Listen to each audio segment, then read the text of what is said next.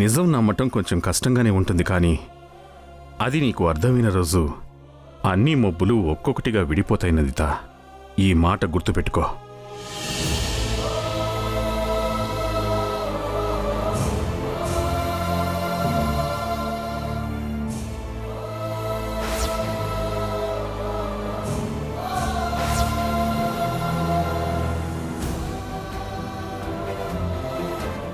ఇది యాక్సిడెంట్ జరగక ముందు చివరగా మా వారు నాతో అన్న మాటలు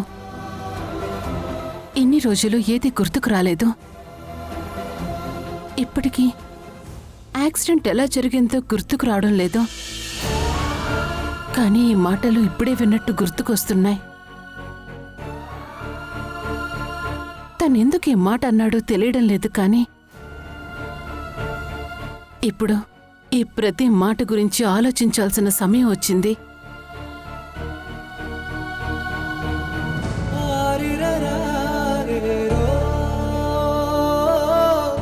వసుంధర, ఈ ఇంట్లో మనుషులు వాళ్ళ అవసరాలున్నంత వరకు ఒకలా ఉంటారు, తీరిపోయాక ఇంకోలా ప్రవర్తిస్తారు. నాకెందుకో నీ పరిస్థితి కూడా నాలానే అవుతుందేమో అనిపిస్తోంది. అలా ఎప్పటికీ జరగనివ్వను. నా గతం నాకు సరిగ్గా గుర్తులేదు. ఇప్పటి వరకు నాలో ఉన్నవి అనుమానాలా, నిజాలా అనేవి తెలుసుకోవటానికి ప్రయత్నిస్తున్నాను. కానీ నీకు జరుగుతోంది అన్యాయం. ఈ ఇంట్లో నీ భర్తకి సేవ చేయటానికి ఒక నర్సులా వచ్చావు. ఇంతకన్నా దారుణం ఏముంటుంది?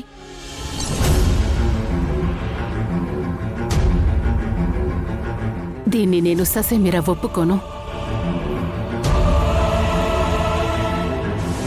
ఇక నేను కదపాలనుకున్న పాములని ముందుగానే కదపాలి. ఇక ఆలస్యం చేయాలనుకోవటం లేదు.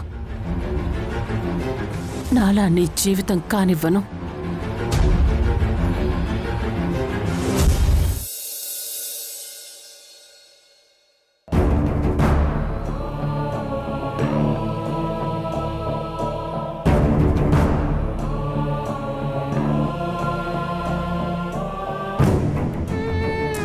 ఏంటి మల్లిక, అంత దీర్ఘంగా ఆలోచిస్తున్నావు?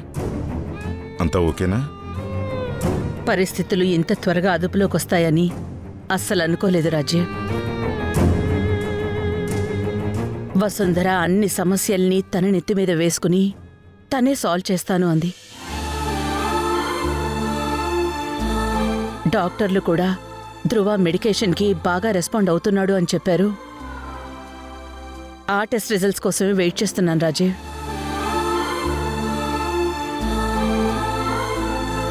నా లివర్ మ్యాచ్ అయితే మిగిలిన వాళ్ళెవరిని ఇబ్బంది పెట్టాల్సిన పనుండదు. ముఖ్యంగా వసుంధరని.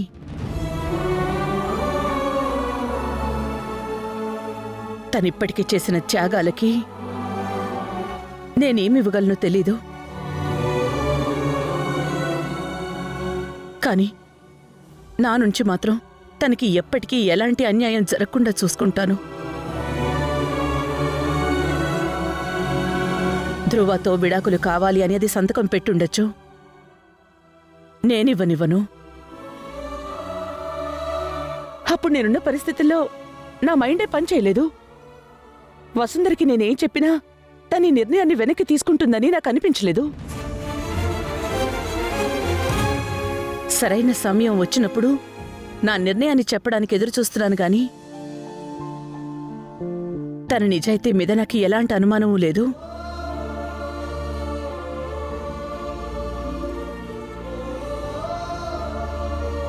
మల్లిక, ఇప్పుడు జరిగేవి చూస్తుంటే వాళ్ళు విడాకులు తీసుకుంటేనే సుఖంగా ఉంటారనిపిస్తుంది మల్లిక.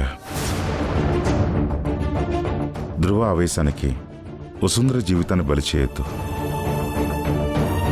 అలానే వసుంధర జాతకం ధ్రువాన్ని బలి తీసుకోకూడదు. ఏం మాట్లాడుతున్నావు రాజీవ్? అంటే వసుంధరని ఇంటి నుంచి పంపేమంటావా? కొంచెం ప్రశాంతంగా ఆలోచించమంటున్నాను. తన భవిష్యత్తు నీ ఇల్ల, తన స్వేచ్ఛ అని.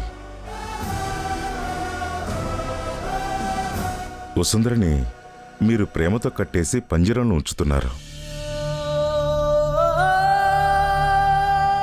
అలా ఉంచటం మీకు కరెక్ట్గా అనిపించొచ్చేమో కానీ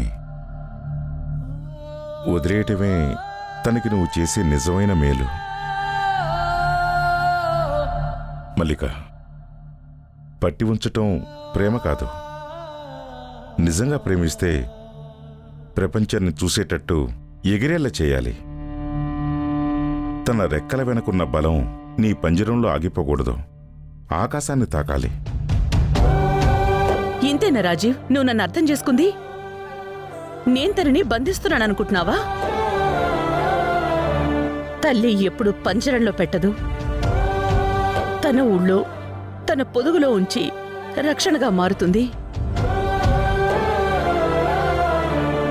నేను వసుంధరని ఇంట్లో బంధించటం లేదు రాజీవ్. తనకున్న గాయాలు మానే వరకు, తన రెక్కలు బలపడే వరకు చెయ్యందిస్తున్నాను. నేను తనని బంధించటం లేదు. పడ్డ చోటి నుంచే ఆకాశం వైపు కెగిరేలా కాపలా కాస్తున్నాను. పంజరంలో భయంతో తయారవుతోంది, పొదుగు నమ్మకంతో. ఏ సమయంలో తనకి ఎలాంటి సమస్య వచ్చినా తనకి నేనున్నాను అనే భరోసా ఇవ్వడానికి ప్రయత్నిస్తున్నాను. అయినా ఈ జాతకాలు కాలంతో ప్రయాణించే వాళ్ళకి వర్తిస్తాయేమో, పోరాడేవాళ్లకు కాదు. కురుక్షేత్ర యుద్ధంలో అర్జునుణ్ణి కృష్ణుడు అడిగాడంట, నాతో సమానమైన బలమున్న 100 మంది వీరులు కావాలా, లేదా ఆయుధం పట్టని కృష్ణుడు కావాలా అని. అర్జునుడు కృష్ణుడితో నువ్వు నా పక్కనుంటే చాలు అన్నాడంట.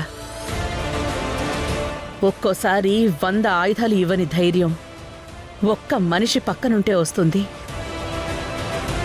వసుంధర జీవితంలో అలాంటి ధైర్యాన్ని నింపాలని చూస్తున్నాను. తను ఇంటి నుంచి మనస్ఫూర్తిగా వెళ్ళిపోవాలి అనుకుంటే ఆపను, కాని ఉండాలి అనుకునేంతవరకు తన పక్కన నీడలా నిలబడతాను. ఈ ఇంట్లో తను తిరగడమే నేను నా కుటుంబం చేసుకున్న అదృష్టం రాజీవ్. అయినా అలాంటి పిల్లని వదులుకున్న వాళ్ళు నష్టజాతకులు అవుతారు గాని ఆ అమ్మాయి ఎలా అవుతుంది రాజీవ్?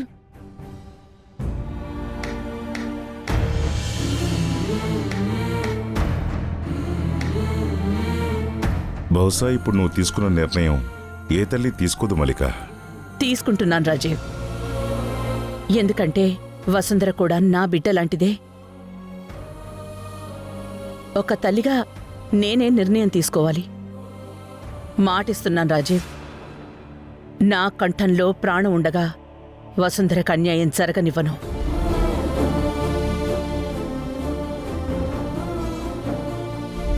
ఇది నేనొక తల్లిగా కన్నా అత్తగా తీసుకోవాల్సిన బాధ్యత. నా కొడుకుని నమ్ముకుని నా ఇంట్లో అడుగుపెట్టిన అమ్మాయి కష్టం వచ్చినప్పుడు తనకి నేను తల్లిగా మారని రోజు నా కొడుక్కి కూడా నేను తల్లిని కానే కాదు. నా బాధ్యతల మీద నాకు అవగాహన ఉంది రాజీవ్. నువ్వు ధైర్యంగా ఉండు. ప్రతి అత్త నీలా తల్లిలా భావిస్తే ఏ అమ్మాయి తన కన్నీళ్లను నిశ్శబ్దంగా ఉంచుకోదు. నిశ్చితంగా తన కష్టాన్ని పంచుకుంటుంది, నిర్భయంగా ఎదుర్కొంటుంది.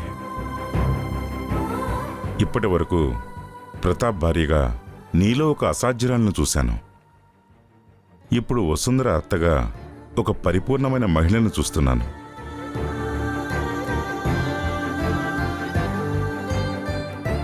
కుటుంబాన్ని ఒక్కటి చేయటం, ఒక్కటిలా ఉంచటం మీ ఆడవాళ్ళకే సాధ్యం. ఈరోజు నిన్ను చూస్తే నాకు చాలా గర్వంగా ఉంది మల్లిక. చాలా కొద్ది మంది మాత్రమే మా ఆడవాళ్ల నిర్ణయాల్ని, విజయాల్ని అహం లేకుండా ఒప్పుకుంటారు. అలాంటి నువ్వు ప్రతి విషయంలో నాకు అండగా ఉండడం ప్రతాప్ నాకు చేసిన గొప్ప మేలనుకుంటాను రాజీవ్. వసుంధర జీవితం బాగుండాలి అంటే ముందు ధ్రువ మనసులో అనుమానాలు పోవాలి. తన జీవితంలో కార్తీక్ లేడు అని నమ్మాలి. అది కార్తీక్కి పెళ్లి జరిగితేనే సాధ్యపడుతుంది. కార్తీక్తో గ్రీష్మని పెళ్లి చేసుకోమని వసుంధర మాట్లాడిందంట. కార్తీక్ ఒప్పుకుంటాడనే నమ్మకంతో మనం కూడా ఒకసారి గ్రీష్మతో మాట్లాడాలి. ఇప్పుడున్న సిచ్యువేషన్లో గ్రీష్మకి పెళ్లి చేయటమే కరెక్ట్ అనిపిస్తోంది. కార్తీక్ లాగా అర్థం చేసుకున్నాడు వస్తే సంతోషమే. నువ్వు గ్రీష్మతో మాట్లాడు మల్లిక. సరే, మరి నేను వెళ్తాను. చాలా పనులు బయట ఉన్నాయి. నిజమే, నేను కూడా చాలా ఫైల్స్ చూడాలి. అవును మల్లిక, ఈ హడావిడిలో మనం నందిత కేసు పక్కన పెట్టేశాం. ప్రతాప్ ఏ నిజాన్ని సమాధి చేయాలనుకున్నాడో అది మనం ఎప్పటికీ బయటికి రానివ్వకూడదు. అసలు నందిత కదలికల్ని గమనిస్తున్నారా? నీకు మళ్ళీ ఏదైనా అనుమానంగా అనిపిస్తుందా? ఈ మధ్య ఇంట్లో పరిస్థితులన్నీ ఎలా ఉన్నాయో చూసావు కదా రాజీవ్. నేను ఆ విషయం మీద పెద్దగా శ్రద్ధ పెట్టలేదు. ఇప్పుడే లాయర్కి ఫోన్ చేసి ఆ కేసుకి సంబంధించిన ఫైల్స్ మొత్తం తెప్పించి మళ్ళీ చూడమని చెప్తాను. ఆ పనిని ఆలస్యం చేయకుండా త్వరగా చూడు.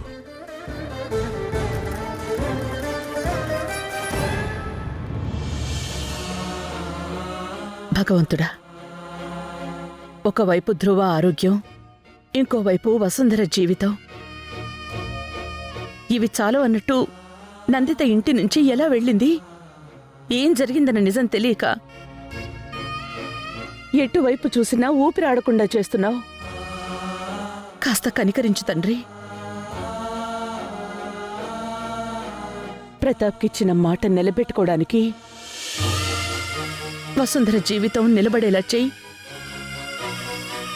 నా కొడుకు ఆరోగ్యం కుదుట పడేలా చెయ్యి. దీనికోసం నా ప్రాణం బలైనా పర్వాలేదు.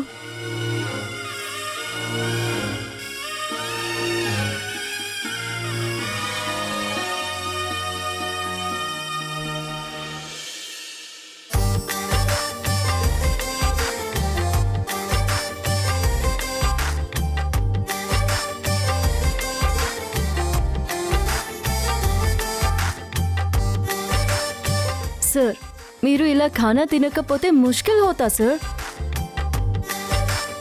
మీ కండిషన్ మీకు తెలియట్లేదు. మేడం రిక్వెస్ట్ మీద డాక్టర్ మిమ్మల్ని ఇంటికి పంపించారు. మీరు తినాల్సిందే. రండి. నీ ప్రాబ్లం ఏంటి? నన్ను ఒంటరిగా వదిలేమని చెప్పాను కదా. ఈ మెడిసిన్స్, ఈ ఫుడ్ ఇవన్నీ తినేస్తే నా హెల్త్ బాగైపోతుందా? అయిపోయి నేనేం చేయాలి? ఐసా మాట్లాడొద్దు సార్. సమస్యలు సబ్కే పాస్ హోతా హై. ధైర్యంగా నిలబడాలి సార్. పైలే ఖావో నా. ఏ, ప్రతి ఒక్కరూ లెక్చర్లు ఇచ్చేవాళ్లే, క్లాసులు పీకేవాళ్లే. నేనేం చేయాలో, ఎప్పుడు తినాలో నాకు తెలుసు. నువ్వు చెప్పనక్కర్లేదు.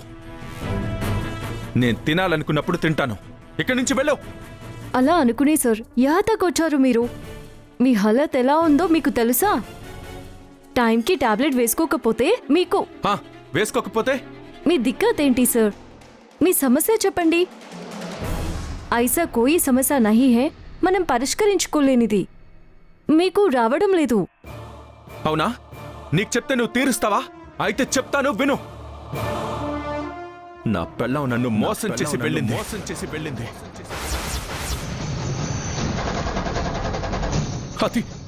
అది నేను తట్టుకోలేకపోతున్నాను.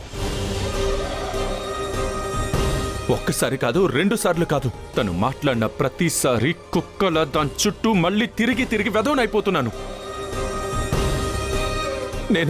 నేను దేని మీద ఫోకస్ చేయలేకపోతున్నాను. దానివల్ల నా జీవితం మొత్తం పోయింది. నన్ను నమ్ముకున్న నా తల్లిని బాధ పెడుతున్నాను.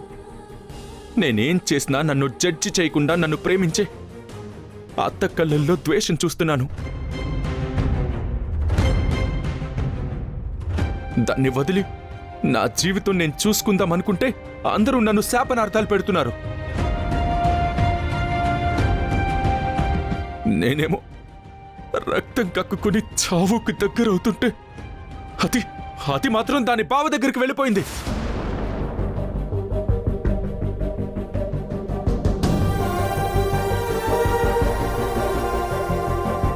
आपको कैसा मालूम सर తను ఎక్కడికి వెళ్ళిందో? నాకు తెలుసు. వెళ్ళి అది సుఖంగా సంసారం చేసుకుంటుంది.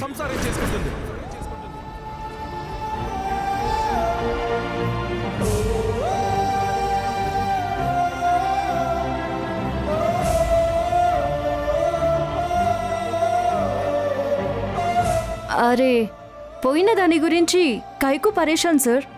మీరు వద్దు అనుకునే కదా తన ఫోటో విసిరి పారేశారు. అదే నా బాధ.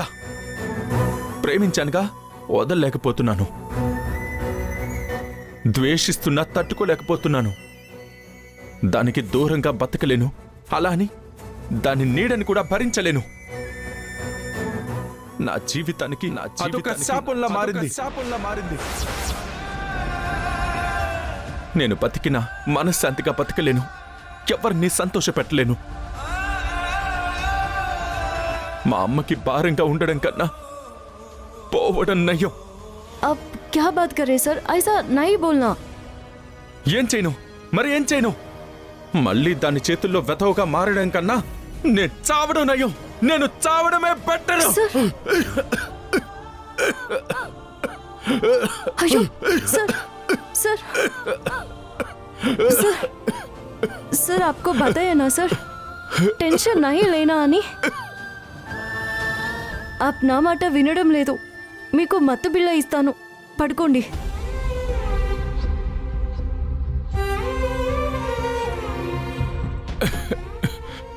సర్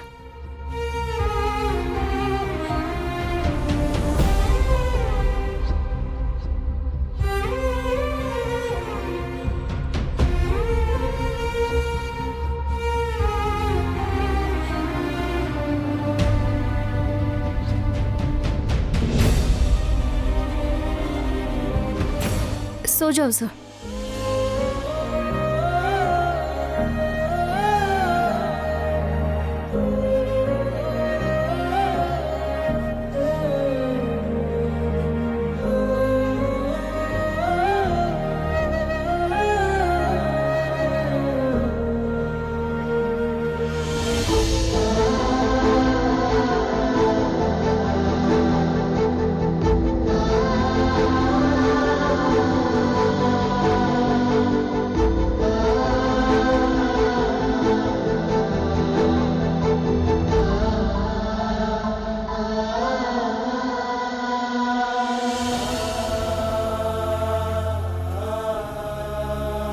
సార్, మీ బాధకి నేను కారణం కాకూడదనే విడాకులు ఇచ్చాను.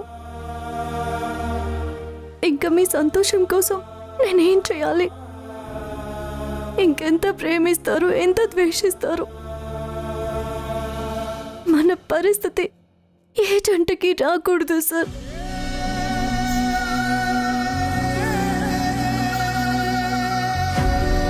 బయటికి చూపించాల్సిన ప్రేమని గొంతులోనే ఆపేస్తున్నారు. ద్వేషాన్ని మాత్రం ప్రతి క్షణం చూపిస్తున్నారు. ఇది నేను భరించలేకపోతున్నాను సార్. పైకి మీరు శారీరకంగా అనుభవిస్తున్నారు, లోపల దానికి 10 రెట్ల బాధని మానసికంగా నేను అనుభవిస్తున్నాను. అవకాశం ఉంటే మీ బాధని కూడా తీసుకోవాలనుంది, కానీ లేదే. ఏం చేయను సార్, నేనేం చేయను.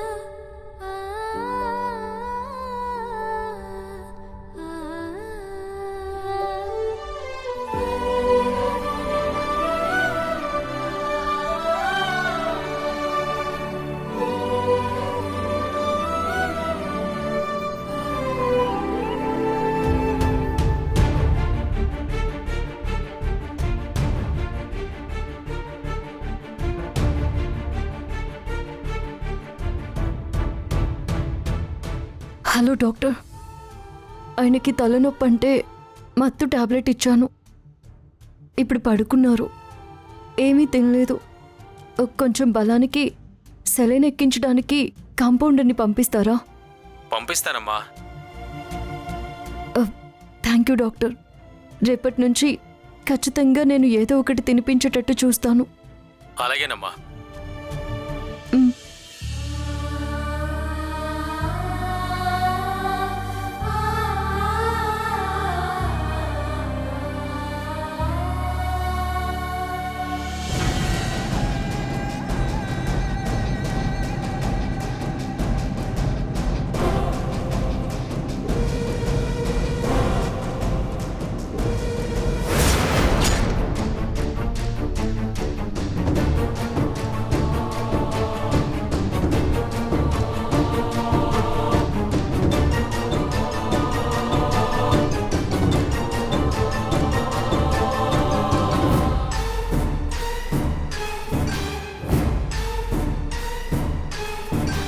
ఇన్ని రోజుల తర్వాత మల్లిక ఆంటీ ఇంటికొచ్చారేంటి? నేనే జాతకం మార్చానని ఆంటీకి తెలిసిపోయిందా?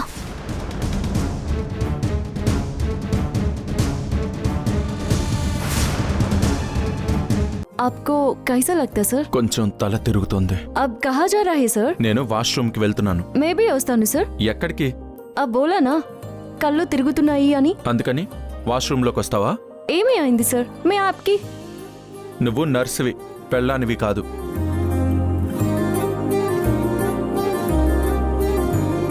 సార్, ధ్రువ సార్, ధ్రువ సార్.